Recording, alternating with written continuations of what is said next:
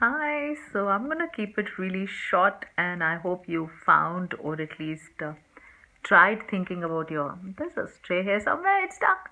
Okay, so you tried at least thinking about the question when I said, how do you feel the morning after a night of crazy wild sex, binge eating, binge drinking, binge shopping, whatever it could be.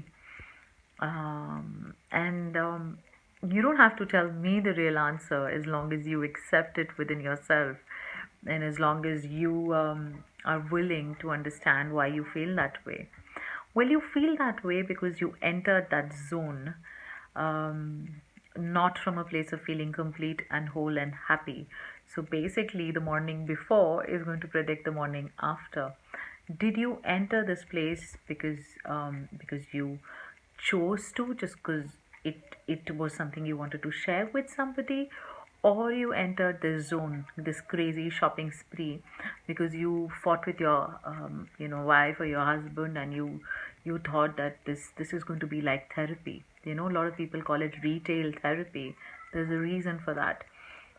So whenever you indulge in anything, be it sex or alcohol or drugs or smoking or even anger, again and again and again, as an escape from something, as an escape from a certain feeling that you have in your life, or as an escape sometimes from you and your overactive mind, which is continuously thinking and creating stories, and ऐसा होगा तो क्या होगा, वैसा होगा तो क्या होगा, what if this, what if that, and you want to escape that, and you randomly engage in any of this, and you would really feel like a piece of dash the next morning, more empty, more void, more superficial, and sometimes even guilty and shameful. And then you feel sad again. Now, to again feel better, you do something else. You run to the gym, you go for a 40-kilometer run, you go work like a workaholic, because you cannot handle that baseline emotion that you're feeling. Now, just answer something for me. If you don't enjoy your company, who else will? If you can't be happy within yourself, why will I want to spend time with you? So, dear friends, I want you to be empowered tonight. I want you to understand two things: that you are a part of the creator or the creation and are really powerful, and you're complete.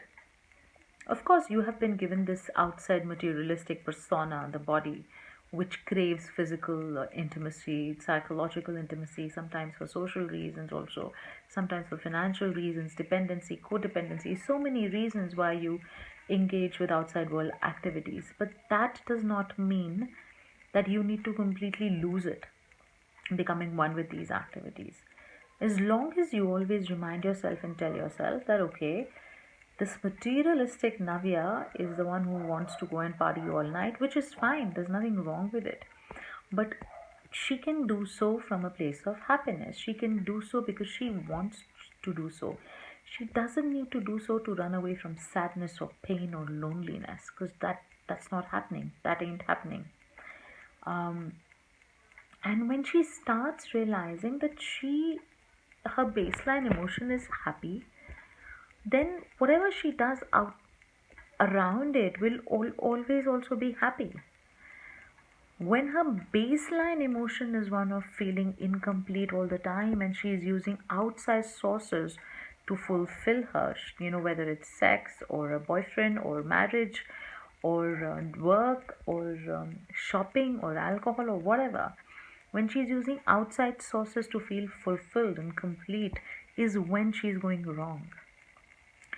When she is able to differentiate between the real her and this materialistic her, and she allows the materialistic her to go do all the botch ups that the materialistic her is supposed to do, but she keeps the core balanced, the core strong, the core blissful, then none of these outside hiccups really ruffle her feathers.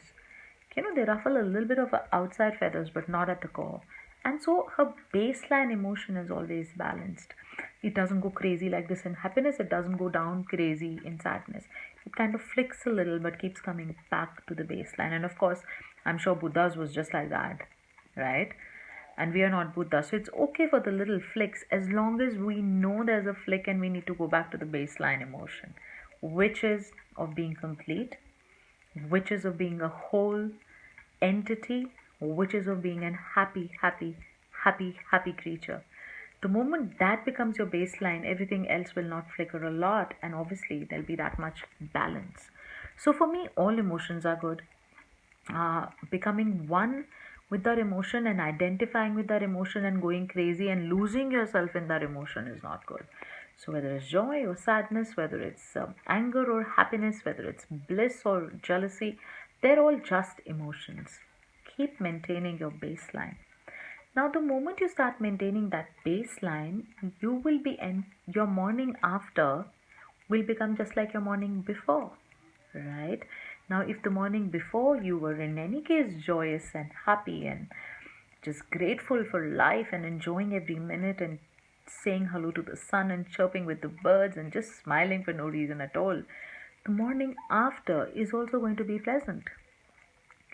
Some wise person once told me this: you can predict how a relationship will end based on how it started.